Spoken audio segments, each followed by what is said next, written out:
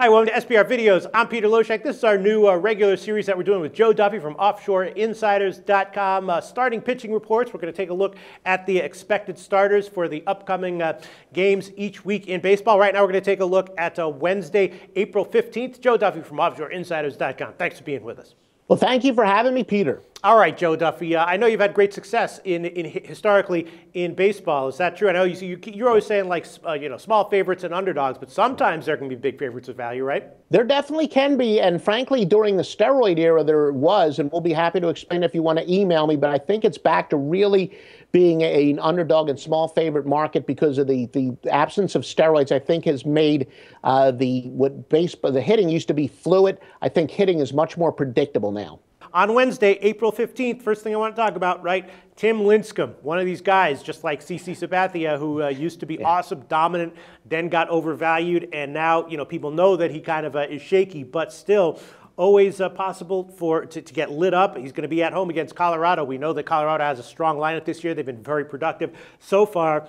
That's a vulnerable spot for Tim Lincecum at home against Colorado, right, Joe? Lincecum is known for having good starts. He's got a 3.18 career ERA, 17-9 in March and April. A couple of those games have been played at the end of March, opening day. Sometimes started in March and what have you. But yeah, he is great at the beginning of the year. But of course, you got to keep in the perspective, as you said, most of those were when he was as dominant as any pitcher in baseball. Other than, as I recall, last year he went in like this 5-game stretch where we thought he found the fountain of youth last year. Other than that, look, he's not been a very good pitcher to his credit. He's pitched out of the bullpen when needed, and he's been a good teammate. He's done what needs to be done, but I agree with you 100%. He is Tim Lincecum in name only. He's a number 4 starter. And then also Dan Herron is going to start on the road for Miami at Atlanta. And Herron was another guy who, like Sabathia and Lincecum, was was at one point a dominant pitcher and then obviously tailed off, was way overvalued.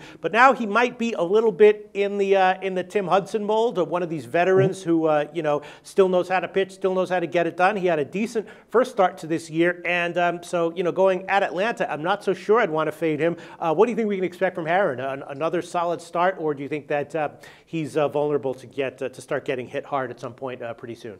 He did actually pitch well in his first start, and then the bullpen blew it for him. What he may have going for him, and again, we're recording this in advance, take a look to see how the Braves bats have done entering this game, because the Braves got off to that great start. I think they played a little bit above their heads, and there may be a little bit of a regression to the mean. So I think there's a pretty good chance that he's going to be in a situation where he's facing the Braves at the right time, because the Braves bats aren't that impressive, despite the fact that they got off to quite a good start. And as I look it over, it looks like Kelly Johnson's really the only guy that's done well against Herron in his career. He's hitting .429, but that's only in 7 at-bats. You got guys like Markakis hitting only .200, and quite a few, Przinsky, okay, he's had 5 at-bats against him. So there really aren't too many Braves with a good track record against them, and especially if the Braves bats are cold after getting off to, I think, playing above their heads a little bit, it'd be a good situation to bet against the Braves and with Herron. All right, Joe, is there anything else from Wednesday that you think is worth noting for us?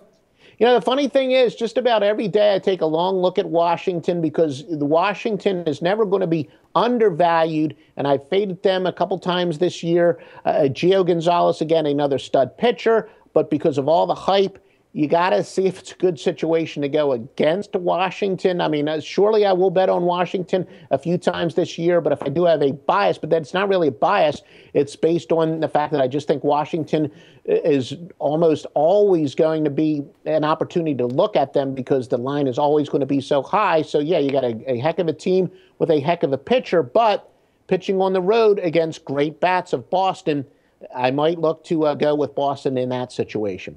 All right, Joe Duffy, thanks so much for your thoughts. Joe's website, of course, is offshoreinsiders.com. Send him an email if you have any questions. He'll answer them directly. Thanks, Joe.